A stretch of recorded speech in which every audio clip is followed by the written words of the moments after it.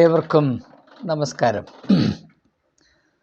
ഒരു സിനിമ കൊണ്ട് കേരളത്തിലെ കത്തോലിക്കർ ഏതാണ്ട് ഞെട്ടിവിറച്ച് നിൽക്കുന്ന ഒരവസ്ഥയിലാണ്. അത് എൻ്റെ ശ്രദ്ധയിൽപ്പെട്ടതുകൊണ്ടാണ് മനസ്സില്ലാ മനസ്സോടെ ഞാൻ ഈ വീഡിയോ ചെയ്യുന്നത്.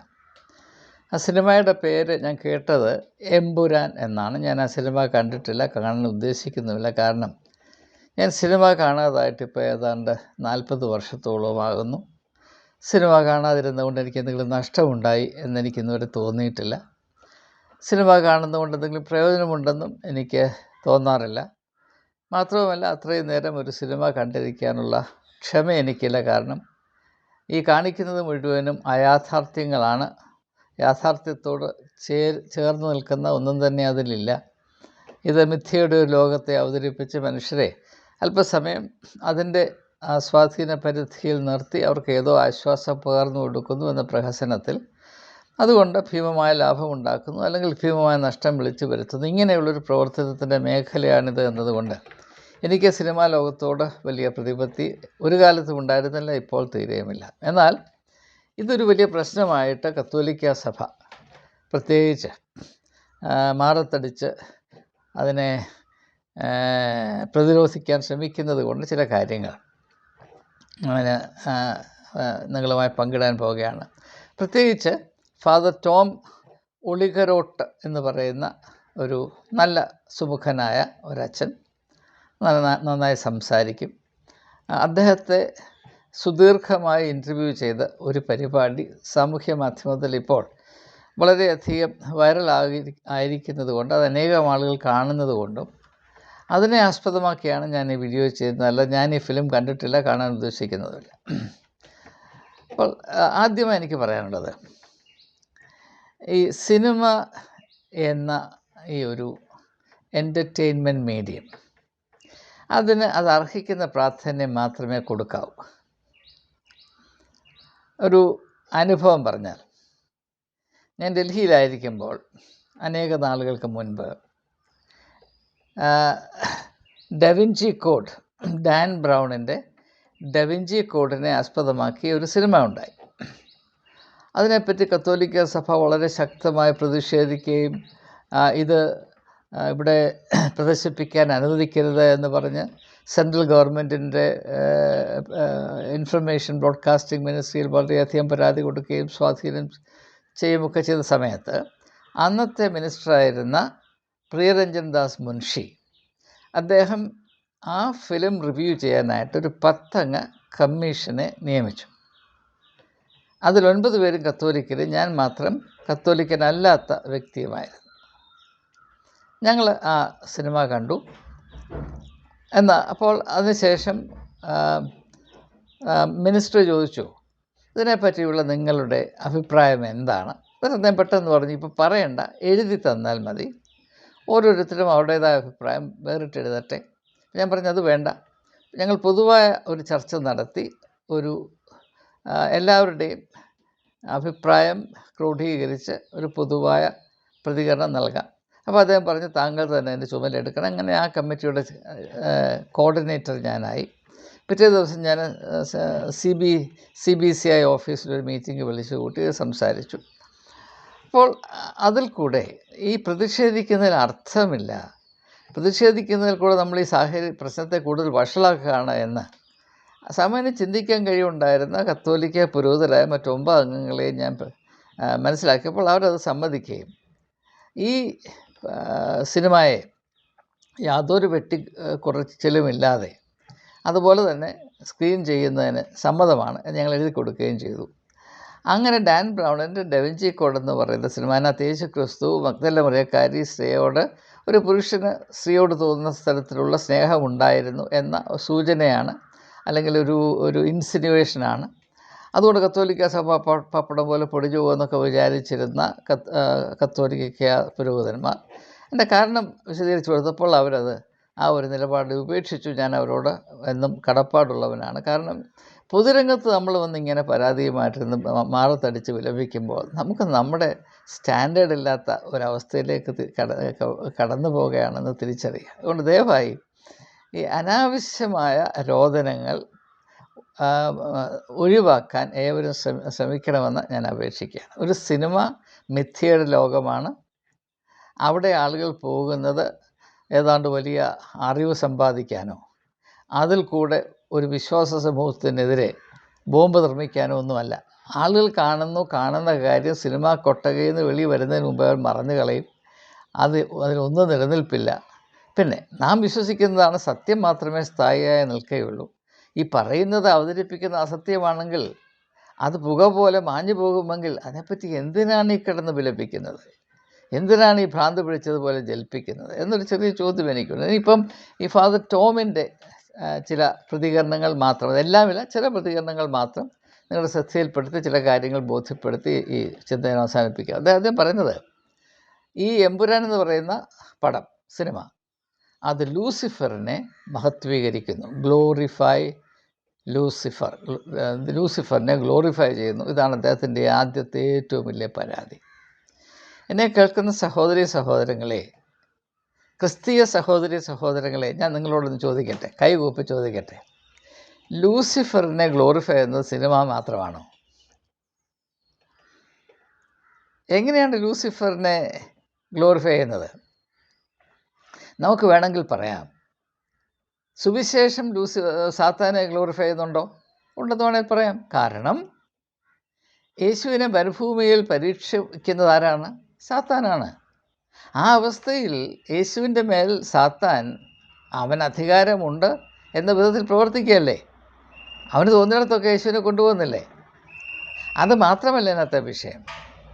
വാസ്തവത്തിൽ സാത്താനെ ആരാധിക്കുന്ന ആളുകൾ കേരളത്തിലുണ്ട്. സാത്താൻ സേവ കേരളത്തിൽ നന്നായി നടക്കുന്നുണ്ട്. കോട്ടയം അതിൻ്റെ ഒരു സെൻറ്ററാണെന്നാണ് ഞാൻ അറിയുന്നത്.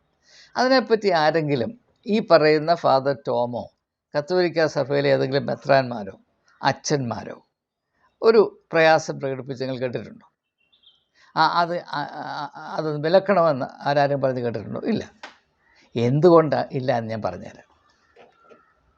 നമുക്കറിയാം, സീറോ മലബാർ സഭയിലെ ഈ അച്ഛൻ്റെ സഭയിലെ ഏറ്റവും തലപ്പത്തിരുന്ന മെത്രാനായ ജോർജ് ആലഞ്ചേരി ഭൂമി കുംഭകോണത്തിൽപ്പെട്ട് നല്ല നടപടികൾക്ക് വിധേയമായ വ്യക്തിയാണ്. അങ്ങനെ നിയമവിരുദ്ധമായി പ്രവർത്തിക്കുന്ന അവസ്ഥയിൽ ആ മഹാനായ തിരുമേനി യേശുവിൻ്റെ സ്വാധീനത്തിലാണോ സാത്താൻ്റെ സ്വാധീനത്തിലാണോ? നിങ്ങൾ പറയൂ. വേണ്ട. നമ്മുടെ സഭയോട് ബന്ധമുള്ള സ്ഥാപനങ്ങൾ കൈക്കൂലി കോഴ വാങ്ങിച്ചാണ് എന്തും നടത്തുന്നത്. അഡ്മിഷൻ തൊട്ട് നിയമനം തൊട്ട് അങ്ങനെ മാമോൻ്റെ അടിവുകളായി കഴിയുന്നത് ദൈവികമാണോ പൈശാചികമാണോ? നിങ്ങൾ പറയൂ. സഭയുടെ ഉള്ളിൽ നടക്കുന്ന അനേക ക്രിമിനൽ സംഭവങ്ങൾ അടിക്കടി നമ്മൾ ശ്രദ്ധയിൽപ്പെട്ടുകൊണ്ടേയിരിക്കുകയാണ്. ഇതിനെ സംരക്ഷിക്കുകയല്ലാതെ ഇത് ഇല്ലാതായി തീരത്തക്കവണ്ണം എന്തെങ്കിലും ഒരു അച്ചടക്ക നടപടി സഭയുടെ ഭാഗത്തുണ്ടായി നിങ്ങൾ കണ്ടിട്ടുണ്ടോ? അത് ദൈവികമാണോ പൈശാചികമാണോ? നിങ്ങൾ പറയൂ. അപ്പോൾ സാത്താനെ അല്ലെങ്കിൽ ലൂസിഫറിനെ സിനിമയിൽ കൂടെ മാനിക്കരുത്, സഭയിൽ കൂടെ ആകാം എന്ന നിലപാട് മാത്രമേ ഇതിലുള്ളൂ എന്ന് ജനം സംശയിക്കത്തക്കവണ്ണം ദയവായി പൊതുരംഗത്ത് വന്ന് ഇങ്ങനെയുള്ള പൊട്ടത്തരം പറയാതിരിക്കണം എന്നാണ് എനിക്ക് ഒരു അഭ്യർത്ഥനയാണ്. അല്ലാതെ എനിക്ക് അപേക്ഷിക്കുകയല്ല, ഞാൻ എന്ത് ചെയ്യാനാണ് അദ്ദേഹം പറഞ്ഞത്. ഇങ്ങനെയുള്ള സിനിമ പൊതുവെ പ്രത്യേകിച്ച് ഇങ്ങനെയുള്ള സിനിമ മനുഷ്യൻ്റെ മനസ്സിനെ കലുഷമാക്കുന്നു, അതിൽ വിഷം കലർത്തുന്നു. എൻ്റെ പ്രിയപ്പെട്ട അച്ഛ, എനിക്ക് അച്ഛനോട് ചോദിക്കാനുള്ളത്, അച്ഛൻ എന്തായി പറയുന്നത്?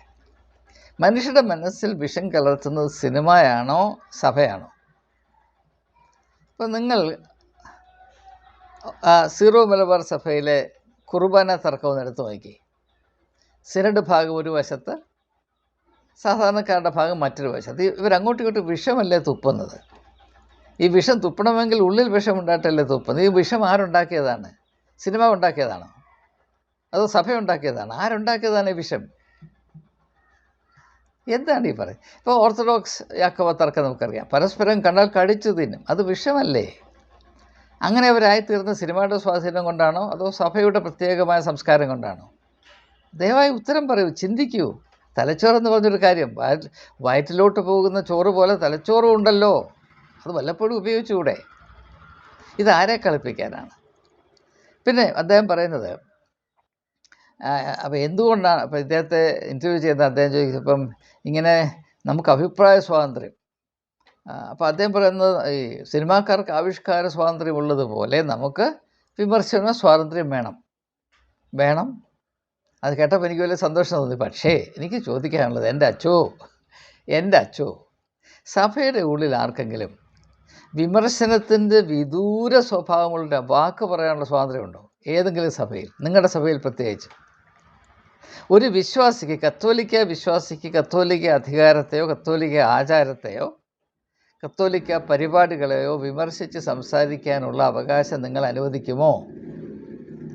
വിമർശനം നല്ലതാണ് എന്ന് നിങ്ങൾ സമ്മതിക്കുമോ? ഇത് ഞങ്ങളൊക്കെ കണ്ടുല്ലോ, ഈ ലോകം മുഴുവൻ കണ്ടുകൊണ്ടിരിക്കുന്ന കാര്യമല്ലേ. വിമർശനത്തെ അതിൻ്റെ അർത്ഥത്തിൽ മനസ്സിലാക്കുവാനും സ്വീകരിക്കാനുമുള്ള വിശാലത, പക്വത കത്തോലിക്ക സഭയ്ക്കോ വേറെ ഏതെങ്കിലും സഭയ്ക്കോ ഉള്ളതായിട്ട് എൻ്റെ അനുഭവത്തിൽ നാളിതുവരെ എനിക്ക് തോന്നിയിട്ടില്ല. മാത്രമല്ല, വിമർശിക്കുന്നവൻ്റെ തലയടിച്ച് അവനെ ഇരുത്തണം എന്ന് മാത്രം ചിന്തിക്കുന്നതേ ഞാൻ കണ്ടിട്ടുള്ളൂ, ഞാൻ അനുഭവിച്ചിട്ടുള്ളൂ. യാതൊരു സംശയമില്ല. ഇപ്പോഴും എൻ്റെ അനുഭവം തന്നെയാണ്. അതുകൊണ്ട് പറയാതിരിക്കാൻ നിവൃത്തിയില്ല. അപ്പോൾ സിനിമയെ കൂടെ വിമർശിക്കരുത്. അല്ല, സിനിമ വന്നാൽ വിമർശിക്കാൻ ഞങ്ങൾക്ക് അവകാശമാണ്. പക്ഷേ ഞങ്ങളെ വിമർശിക്കാൻ, ഇപ്പം സിനിമയോട് തന്നെ അച്ഛനോട് ഇത്ര കലിപ്പ് തന്ന കാര്യം സിനിമ വിമർശനാത്മകമായ ചില ആശയങ്ങൾ അവതരിപ്പിച്ചത് കൊണ്ടാണ്. അത് അവതരിപ്പിക്കണോ വേണ്ട എന്നുള്ള മറ്റൊരു പ്രശ്നമാണ്. അപ്പോൾ അച്ഛന് ഈ വിമർശനാത്മകമായ ഒരു ആവിഷ്കാരത്തെ സഹിക്കാൻ വയ്യാത്തത് കൊണ്ടാണ് വെളിയിറങ്ങിയതെന്ന് പറയുന്നത്. എന്ന് പറഞ്ഞ് ഞങ്ങൾക്ക് വിമർശിക്കാൻ സ്വാതന്ത്ര്യം വേണം, ഞങ്ങൾക്ക് സ്വാതന്ത്ര്യം വേണം, സിനിമാക്കാർക്ക് സ്വാതന്ത്ര്യം വേണം. ഞാൻ സിനിമാക്കാർക്ക് വക്കാലത്ത് പിടിച്ച് നടക്കുന്നവനല്ല. സാഹചര്യങ്ങളെ വസ്തുനിഷ്ഠമായി നിഷ്പക്ഷമായി ചിന്തിക്കുക എൻ്റെ കടമയാണ്. അതുകൊണ്ട് ഞാനത് നിർവഹിക്കുന്നു എന്ന് മാത്രം. പിന്നെ അദ്ദേഹം പറയുന്നത്, ഞാനിങ്ങനെ അഭിപ്രായ സ്വാതന്ത്ര്യമായിട്ട് വരുന്നതിൻ്റെ പ്രധാനപ്പെട്ട കാര്യം ഇതിനകത്ത് വലിയ അപകടമുള്ളതുകൊണ്ടാണ്. കാരണം ഈ സിനിമ കണ്ടാൽ ആൾ വിചാരിക്കും സാത്താൻ നമ്മുടെ ആരാധന അർഹിക്കുന്ന ഒരു പ്രതിഭാസമാണ്. സാത്താൻ സേവ എന്ന് പറഞ്ഞാൽ എന്താണെന്ന് വെച്ചാൽ അറിയാമെന്നാണ് ഞാൻ വിചാരിക്കുന്നത്. എന്താണ് ഈ സാത്താൻ എന്ന് പറഞ്ഞതിൻ്റെ ആശയം? ഞാനിപ്പോൾ അത് പറയുന്നില്ല. ഞാൻ എൻ്റെ മുമ്പ് ചെയ്ത പല വീഡിയോകളിനെ പറ്റിയുള്ള പല കാര്യങ്ങൾ പ്രതിപാദിച്ചുകൊണ്ട് ആവർത്തന വിരസത വരാതിരിക്കുന്നതുകൊണ്ട് മാത്രം ഞാനത് പറയുന്നില്ല. സാത്താൻ എന്ന് പറയുന്ന ആശയത്തിൻ്റെ അർത്ഥം എന്താണ്? അത് അതിനകത്ത് രസം, യേശുവിൻ്റെ പരീക്ഷയിൽ തന്നെ അതിനകത്ത് രണ്ടാമത്തെ പരീക്ഷ നിങ്ങൾ നോക്കുമ്പോൾ സാത്താൻ യേശുവിനെ കൊണ്ട് എങ്ങോട്ടാണ് പോയത്? ആരാധനാലയത്തിലോട്ടാണ് പോയത്. അതും ആരാധനാലയത്തിൻ്റെ മേളിലാണ് പോയത്. അതിലും എനിക്ക് ആധിപത്യമുണ്ട് എന്ന വിധത്തിലാണ് ഇങ്ങോട്ട് പോയത്. മർക്കോസിൻ്റെ സുവിശേഷം 1-ാം അധ്യായത്തിൽ യേശു യഹൂദന്മാരുടെ പള്ളിയിൽ ചെല്ലുമ്പോൾ അവിടെ അശുദ്ധാത്മാവുള്ളൊരു മനുഷ്യനകത്തിരുന്ന് മാന്യമായിട്ട് ആരാധിച്ചുകൊണ്ടിരിക്കുകയാണ്. അപ്പം സാത്താൻ എവിടെയൊക്കെ ഉണ്ട് എന്നുള്ള കാര്യം അച്ഛനൊന്ന് നോക്കിയാൽ മതി. ഞാനിതായിട്ട് കൂടുതലായിട്ടൊന്നും പറയുന്നില്ല. പിന്നെ അദ്ദേഹം പറയുന്നത്, ഇങ്ങനെയുള്ള സിനിമ വന്നാൽ മനുഷ്യൻ്റെ മനസ്സും അവൻ്റെ ധാർമ്മിക ബോധവും അവൻ്റെ സാംസ്കാരികമായ നന്മയെല്ലാം കെട്ടുപോകും, ചീഞ്ഞു പോകുമെന്നാണ് പറയുന്നത്. എന്നാൽ അതുകൊണ്ട് ഇങ്ങനെയുള്ള കാര്യങ്ങൾ അവതരിപ്പിക്കാൻ, ആവിഷ്കരിക്കാൻ അനുവാദം കൊടുക്കുക, തടയണമെന്നാണ് അദ്ദേഹം പറയുന്നത്. എനിക്ക് അച്ഛനോടൊരു ചെറിയ കാര്യം ചോദിക്കാനുണ്ട്. കേരളത്തിലെ സാംസ്കാരികമായ അവസ്ഥ, ധാർമ്മിക അവസ്ഥ വളരെ ഭീകരമാണ്. അതിനെപ്പറ്റി പലതവണ എൻ്റെ വീഡിയോ പരാമർശിച്ചിട്ടുള്ളതാണ്. കേരളത്തിൽ സാംസ്കാരികമായ മെച്ചമുണ്ടാകാനോ ധാർമ്മികമായ നിലപാട് കുറേ കൂടെ നന്നാക്കാനോ സഭ എന്താണ് ചെയ്തുകൊണ്ടിരിക്കുന്നത്? ഇത് സംബന്ധമായ എന്തെങ്കിലും ഒരു ദൗത്യം ആവിഷ്കരിക്കണമെന്ന് ഏതെങ്കിലും സഭകളെന്ന് കേരളത്തിൽ ചിന്തിക്കുന്നത് അറിയാം? സമൂഹത്തോടാകട്ടെ രാഷ്ട്രത്തോടാകട്ടെ സഭ ബന്ധം പുലർത്തുമ്പോൾ അതിൽ നിന്ന് എത്രമാത്രം എനിക്ക് കിട്ടും എന്ന് ചിന്തിക്കുന്നതിനപ്പുറത്ത് പോയി എന്നെക്കൊണ്ട് സഭയ്ക്കോ രാഷ്ട്രത്തിനോ എന്തെങ്കിലും സമൂഹത്തിനോ രാഷ്ട്രത്തിനോ എന്തെങ്കിലും നന്മ വരുമെന്ന് വിധത്തിൽ ചിന്തിച്ച് അതിനെ ആസ്പദമാക്കിയൊരു ദൗത്യം ആവിഷ്കരിച്ചതായിട്ട് നിങ്ങൾക്ക് ആർക്കെങ്കിലും അറിയാമോ? അങ്ങനെ സഭ ഇപ്പോൾ ചെയ്യുന്നുണ്ടോ? കത്തോലിക്ക സഭ ചെയ്യുന്നുണ്ടോ? കേരളത്തിൻ്റെ ധാർമ്മികമായ നിലവാരം മെച്ചപ്പെടുത്തുന്ന എന്ന ലാക്ക് ഉന്നം വെച്ച് കത്തോലിക്ക സഭ ഇപ്പോൾ നടത്തിക്കൊണ്ടിരിക്കുന്ന ദൗത്യങ്ങൾ എന്താണ്?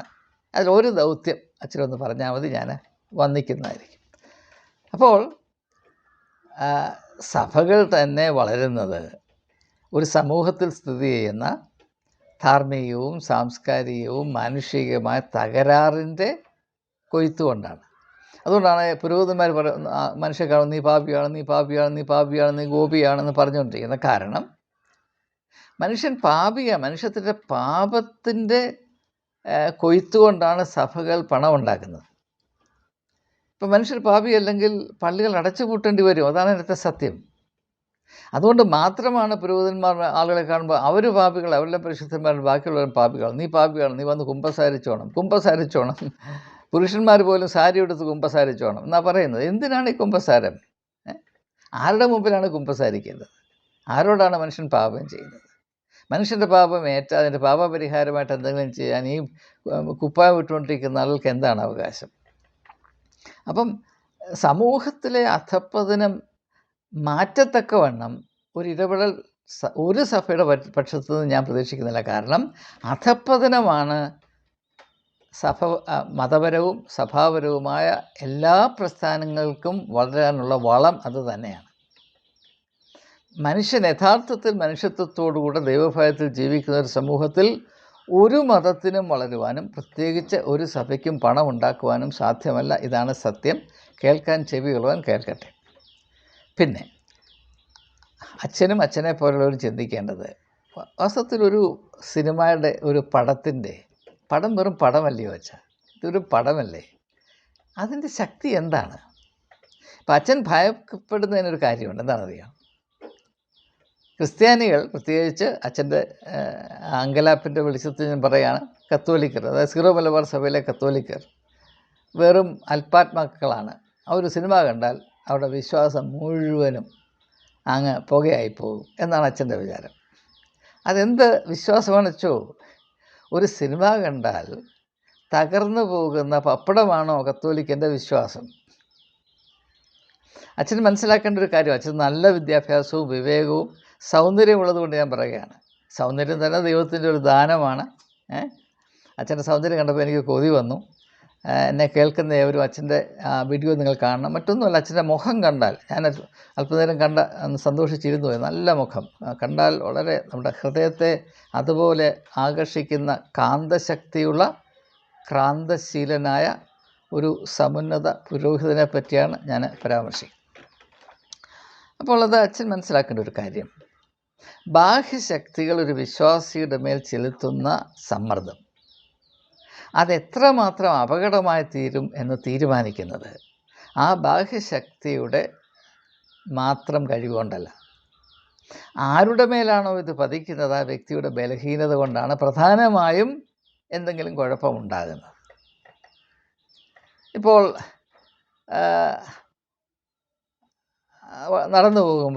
വഴിയെ നടന്നു പോകുമ്പോൾ അവിടെ ആരുടെയോ പേഴ്സ് കിടക്കുന്നു. അപ്പോൾ അന്യൻ്റെ മുതലാണ്. അത് കണ്ടിട്ട് എടുത്ത് ദൈവം എനിക്ക് തന്ന ദൈവത്തിൻ്റെ ഒരു കരുണയാണ് എന്ന് പറഞ്ഞ് പോക്കറ്റിലിടാം. അല്ലെങ്കിൽ അത് തുറന്ന് നോക്കി അതിനകത്ത് നമ്പറുണ്ടെങ്കിൽ വിളിച്ച്, നിങ്ങളുടെ പേഴ്സ് എൻ്റെ കയ്യിലെത്തിയിരിക്കുന്നു, എന്നാ ഞാൻ കൊണ്ടുതരാം, അല്ലെ വന്നെടുത്തു എന്ന് പറയുന്നതും ഈ രണ്ട് വ്യത്യാസമുണ്ട്. ആ വ്യത്യാസം പേഴ്സിൽ കൂടെ അല്ല വരുന്നത്. വ്യത്യാസം വരുന്നത് ആ വ്യക്തിയുടെ ധാർമ്മികമായ നിലപാട്. അപ്പോൾ ഈ നമ്മുടെ സമൂഹത്തിലെ തന്നെ വിശ്വാസികൾ, വ്യക്തികൾ അവരുടെ ധാർമ്മികമായ നട്ടലിന് ശക്തി കൂടത്തക്കവണ്ണം സഭ എന്താണ് ചെയ്യുന്നത്? അപ്പോൾ പറയും, ഞങ്ങളിങ്ങനെ ലവ് ജിഹാദിനെതിരെയും നാർക്കോട്ടിക് ജിഹാദിനെതിരെയുമാണ് ഞങ്ങൾ ഇടയ്ക്കിടയ്ക്ക് വന്ന് ശബ്ദം പുറപ്പെടുവിക്കാറുണ്ട്. ഈ ലവ് ജിഹാദ് അങ്ങോട്ടും ഇങ്ങോട്ടും ഉണ്ടെന്നുള്ളത് അച്ഛനറിയാമോ? മുസ്ലിങ്ങൾ മാത്രമല്ല ക്രിസ്ത്യാനികൾ നന്നേ ലഹരി മരുന്ന് കച്ചവടത്തിലുണ്ടെന്ന് അച്ഛനറിയാമോ? മറ്റുള്ളവരെക്കാൾ ക്രിസ്ത്യാനി കൂടുതൽ കള്ളു കുടിക്കുമെന്ന് അച്ഛനറിയാമോ? എന്നിട്ട് എന്താണ് നമ്മുടെ സഭയ്ക്കുള്ളിൽ നിന്ന് ഇങ്ങനെയുള്ള ദുരാചാരങ്ങൾ മാറ്റണം എന്ന ശക്തമായ നിലപാട് അച്ഛൻ്റെ സഭയോ വേറെ ഒരു സഭയോ ഇന്നുവരെ എടുക്കാത്തത്? സർക്കാരിനെ കൊണ്ട് മദ്യനിരോധനത്തിന് പോകുന്ന, സമ്മർദ്ദം ചെലുത്താൻ പോകുന്ന അനേക മെത്രാൻ ശ്രേഷ്ഠന്മാരെ എനിക്ക് പരിചയമുണ്ട്. ഞാൻ അവരോടൊക്കെ ചോദിച്ചിട്ടുള്ള ചോദ്യം, നിങ്ങളുടെ സ്വാധീനത്തിൻ്റെ അധികാരത്തിൻ്റെ പരിധിയിൽ സ്ഥിതി ചെയ്യുന്ന വിശ്വാസജനം ആരും കള്ളു കുടിക്കരുതെന്ന് നിങ്ങൾ എന്താണ് ഒരു കൽപ്പന ഇറക്കാത്തത്? മറ്റെന്തിനും കാള പറ്റൂ എന്ന് പറയുമ്പോൾ കൽപ്പന ഇറക്കുന്ന മെത്രാന്മാർ, മദ്യത്തിന് ഇത്രമാത്രം വിരോധമായി നിലപാട് സ്വീകരിക്കുമ്പോൾ തങ്ങളുടെ അധികാരത്തിന് കീഴിൽ കിടക്കുന്ന കുഞ്ഞാടുകൾ മദ്യം ഉപയോഗിക്കരുത് എന്നൊരു കൽപ്പന ഇറക്കാത്ത എന്തായാലും ചോദിച്ചിട്ടുണ്ട്. അപ്പോൾ അവർ പറയും അയ്യോ അത് തട്ടുകേടാണെന്ന് പറയും. ഇത് ഇത്രയേ ഉള്ളൂ ഇന്നത്തെ കാര്യം. അപ്പോൾ അതുകൊണ്ട് സിനിമയ്ക്ക് ഇത്ര വലിയ ശക്തിയുണ്ട് എന്ന് പറയുമ്പോൾ യഥാർത്ഥത്തിൽ സാമാന്യ ജനം എന്താ മനസ്സിലാക്കുന്ന അച്ഛനറിയാമോ? ഞങ്ങളുടെ കുഞ്ഞാടുകൾ ബലഹീനരാണ് എന്ന് മാത്രമേ മനസ്സിലാക്കത്തുള്ളൂ. ആളുകൾ ചിരിക്കും.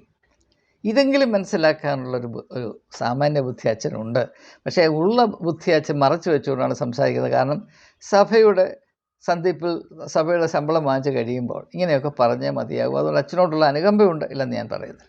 ഇനിയും അദ്ദേഹം പറഞ്ഞ ഒരു കാര്യം കൂടെ സൂചിപ്പിക്കും. അനേക കാര്യങ്ങൾ അദ്ദേഹം പറയുന്നുണ്ട്. അതെല്ലാം പറഞ്ഞുകൊണ്ടിരുന്ന നാളെ വരെ പറയേണ്ടി വരും. പിന്നെ അദ്ദേഹം പറയുന്നത് ഈ അദ്ദേഹത്തിന് വലിയ ചുമതലയുള്ളത് ഈ സംസ്കാരത്തിൻ്റെ പൊതുവായ സാംസ്കാരിക നിലപാടിനെ പറ്റിയാണ്. ഈ പൊതുവായ സാംസ്കാരിക നിലപാട് അത് സഭയുടെ പൊതുവായ കടമയാണ്. എന്നാൽ ആ കടമ നിർവഹിക്കത്തക്കവണ്ണം ഒരു ദൗത്യം ആവിഷ്കരിക്കാതെ അങ്ങനെ മാധ്യമത്തിൽ കൂടെ സമൂഹം അധപ്പതിപ്പിക്കുന്നു, സിനിമയിൽ കൂടെ അത് സംഭവിക്കുന്നു, അല്ലെങ്കിൽ ചില രാഷ്ട്രീയക്കാരിൽ കൂടെ അത് സംഭവിക്കുന്നു. അതേസമയം സ്വന്തം കാര്യസാധ്യത്തിന് വേണ്ടി ഏത് പൊളിറ്റിക്കൽ പാർട്ടിയുടെയും കാല് പിടിക്കാനും ഏത് അധർമ്മൻ്റെ സഹായം തേടാനും നമുക്കറിയാം. മോൺസൺ മാവുങ്കലിനെ അതായത് വിശുദ്ധനെ പോലെ കൊണ്ടുവരുന്ന എത്ര മെത്രാന്മാരെ നമുക്കറിയാം. ചില മെത്രാന്മാർ മോൺസൺ മാവുങ്കലിനെ കേരളത്തിലെ നമ്പർ 1 ഫ്രോഡായ, അത് മുസ്ലിം ആയിരുന്നില്ല, ക്രിസ്ത്യാനിയാണല്ലോ മോൺസൺ മാവുങ്കൽ, സഭയുടെ സന്തതിയാണല്ലോ. അദ്ദേഹം ഒരു കത്തോലിക്ക പുരോഹിതനായി വിലസുന്നതിന് വേണ്ടി അവിടെ പോയതാണ്, എവിടെ സെമിനറി പോയതാണ്. എന്നാൽ അതിനേക്കാൾ നല്ല പണി വേറെ ഉണ്ടെന്ന് മനസ്സിലാക്കിയിട്ടാണ് അദ്ദേഹം അവിടെ നിന്ന് മാറി പിന്നെ ഈ അദ്ദേഹത്തിൻ്റെ കലാപരിപാടി. അദ്ദേഹത്തെ പുകഴ്ത്താൻ ഒരു മെത്രാൻ ആരംഭിച്ചാൽ പിന്നെ അത് നിലത്തും താഴെ നിൽക്കത്തില്ലെന്ന് നമുക്കറിയാം. അപ്പം അങ്ങനെയൊക്കെയുള്ളൊരു കാലഘട്ടം, അതൊക്കെ ജനം കണ്ടതാണ്. ഇതെല്ലാം നടന്നിട്ടില്ല എന്ന് വിചാരിച്ച് കേരളത്തിലെ ജനം മൊണ്ണകളാണെന്നും പറഞ്ഞ് ഇങ്ങനെയുള്ള നാടകം കളിക്കുന്നത് ശരിയല്ല. അതുകൊണ്ട് എനിക്ക് പറയാനുള്ളത്, ദയവായി ഇങ്ങനെ മറ്റുള്ളവർ അത് ചെയ്ത് ഞങ്ങളെ കടിക്കാൻ വരുന്നു, ലവ് ജിഹാദ്, നാർക്കോട്ടിക് ജിഹാദ്, പിന്നെ ജിഹാദ്, പുഹാഹ് എന്നൊക്കെ പറഞ്ഞ് നടക്കാതെ നിങ്ങളുടെ സ്വാധീനത്തിലുള്ള വിശ്വാസികൾ, കത്തോലിക്ക വിശ്വാസികളെയെങ്കിലും അല്പം മെച്ചപ്പെടുത്തത്തക്കവണ്ണം മാനുഷികമായി, സാംസ്കാരികമായി, ആത്മീയമായി, ബൗദ്ധികമായി കുറച്ചുകൂടി മെച്ചം വരത്തക്കവണ്ണം അവരെ മൊണ്ണകളാക്കാതെ അവരെക്കൊണ്ട് സമൂഹത്തിന് എന്തെങ്കിലും നന്മ വരത്തക്കവണ്ണം ഒന്ന് വളർത്തിയെടുക്കാൻ ദയവായി ശ്രമിക്കണം. അത് ഉക്കുന്ന കാര്യമാണ്. അല്ലാതെ പണം ഉണ്ടാക്കുന്നതിൽ മാത്രം കെൽപ്പ് കാണിച്ചാൽ പോരാ. മനുഷ്യരെ പണത്തെ കുതിക്കുന്നത് പോലെ മനുഷ്യനെ കൂടെ കരുതാൻ പഠിച്ചാൽ ഈ പ്രശ്നം ഒന്നും ഉണ്ടാകുകയില്ല. യേശു പറഞ്ഞു, പാതാള ഗോപുരങ്ങൾ ഇതിനെ ജയിക്കുകയില്ല. ഏത്? ഈ സത്യത്തെ. ആ വിശ്വാസം ഉണ്ടാകണം. ഒരു സിനിമ അല്ല, 1000 സിനിമ പിടിച്ചാലും ഈ സത്യത്തിനൊരു കോട്ടവും ഉണ്ടാകില്ല. പക്ഷേ ആ സത്യത്തെ അംഗീകരിക്കാത്ത ആളുകൾക്ക്, അല്ലെങ്കിൽ ആ സത്യത്തെ ഭൗതികമായ ലാഭത്തിനും പണക്കൊതിക്കും വേണ്ടി എന്താ പറയുക ദുരുപയോഗം ചെയ്യുന്ന ഒരു സ്ഥാപനത്തിൻ്റെ എന്താ പറയുക 40 റുക്കൽ കഴിച്ചുകൊണ്ടിരിക്കുന്ന ഒരു വ്യക്തിക്ക് ഒരു സിനിമ ഇങ്ങനെ വന്നാൽ ജനമാകെ അടിത്തറ പൊളിഞ്ഞു പോകും എന്ന് പറയുന്നത് വളരെ നാണക്കേടാണ്. ഈ സഭ ഇതിനോട് പ്രതികരിക്കാതിരുന്നാൽ ഈ സിനിമ നാളെ മണ്ണടിഞ്ഞു പോകും. കാരണം ഇതും കൂടെ പറഞ്ഞ് ഞാൻ നിർത്താം. എന്തുകൊണ്ടാണ് ഇങ്ങനെയുള്ള സിനിമ നിർമ്മിക്കുന്നതെന്ന് അച്ഛനറിയാമോ? അല്ല അച്ഛനെ പോലെ ആൾക്കറിയാമോ? അത് അച്ഛൻ പറഞ്ഞതിനകത്തൊരു പക്ഷേ അത് അച്ഛനെ മനസ്സിലാകുന്നില്ല.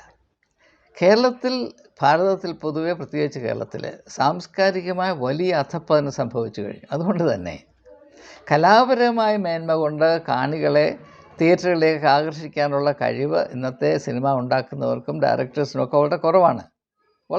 അതുകൊണ്ട് അവരുണ്ടാക്കുന്ന ഈ സാംസ്കാരിക ഉൽപ്പന്നങ്ങൾ വിറ്റുപോകണമെങ്കിൽ ഇങ്ങനെയുള്ള കുറേ ഇക്കിളികൾ അതിനകത്ത് ചേർക്കണം. അപ്പോൾ ഈ കാലത്തെ മനുഷ്യന് ഏറ്റവും താല്പര്യമുള്ളത് രാത്രി പകലാണെന്നും പകൽ രാത്രിയാണെന്നും സ്ഥാപിച്ചാൽ മതി. അല്ലെങ്കിൽ നന്മ തിന്മയാണെന്നും തിന്മ നന്മയാണെന്നും സ്ഥാപിച്ചാൽ മതി. അവർക്ക് വലിയ സന്തോഷമാണ്. കാരണം നമ്മുടെ രാഷ്ട്രീയം തന്നെയല്ല. ഇപ്പോൾ പോസ്റ്റ് ട്രൂത്ത് പൊളിറ്റിക്സ്, സത്യാനന്തര രാഷ്ട്രീയം എന്ന് പറഞ്ഞാൽ എന്താണ്? സത്യമാണ് കള്ളം, കള്ളമാണ് സത്യം. ഇത് മാത്രമാണല്ലോ, വേറെ വല്ലതും അതിനകത്തുണ്ടോ? അതിനെപ്പറ്റി നമുക്ക് ആർക്കും പരാതിയില്ലല്ലോ. ഈ രാഷ്ട്രീയം കൊണ്ട് അങ്ങനെ ആ രാഷ്ട്രീയം കളിക്കുന്ന ആളുടെ കാല് നക്കി നടക്കുന്ന മെത്രാന്മാരല്ലേ നമുക്കുള്ളത്. അതിനെപ്പറ്റി എന്താണ് ഇച്ചിരി പരാതിയില്ലാത്തത്? അതല്ലേ ഏറ്റവും വലിയ അപകടം. അതെല്ലാം മാറ്റിയിട്ട് ആരാണ്ടൊരു സിനിമ വിളിച്ചെന്നും പറഞ്ഞ് ഈ പരിപാടി ഇത് ശരിയല്ല, ഇത് അച്ഛനെ അപമാനിക്കുന്ന പരിപാടിയാണ്, ഇത് ദയവായി നിർത്തണം. അച്ഛൻ പറയേണ്ടത് ഇങ്ങനെ 1000 സിനിമ കൊണ്ടുവരട്ടെ, ഞങ്ങൾക്കെന്താണ്? ഞങ്ങൾ വിശ്വസിക്കുന്ന ആത്മീയ സത്യങ്ങൾ അത് സനാതനമാണ്. അതിൻ്റെ ഒരു കോണനക്കാൻ ഈ ലോകത്തെ മുഴുവനും സിനിമാക്കാർ വിചാരിച്ചാൽ പറ്റില്ല. ഈ ലോകത്തെ മുഴുവനും രാഷ്ട്രീയ നേതാക്കന്മാരും അധോലോക നേതാക്കന്മാരും ഒറ്റക്കെട്ടായി പരിശ്രമിച്ചാൽ ഇതിൻ്റെ കോൺ അനക്കാൻ പറ്റില്ല എന്നാണ് പറയേണ്ടത്. അതാണ് അതിൻ്റെ സത്യം. സത്യം അത് മാത്രമാണ്. പക്ഷേ ആ സത്യം അനുഭവത്തിൽ കൊണ്ടുവരാതെ, തിരിച്ചറിയാതെ, അതിനെ മാനിക്കാതെ അങ്ങനെ അവിടെ ഇരുന്നുകൊണ്ട് മോങ്ങാനിരിക്കുന്ന പട്ടിയുടെ തലയിൽ തേങ്ങ വീണു. അങ്ങനെ ഒരു തേങ്ങയാണ് ഈ എമ്പുരാൻ എന്ന് പറയുന്ന കുന്ത്രാണ്ടം എന്ന് മാത്രമേ എനിക്ക് പറയാനുള്ളൂ. ഏവർക്കും സ്വാഗതം.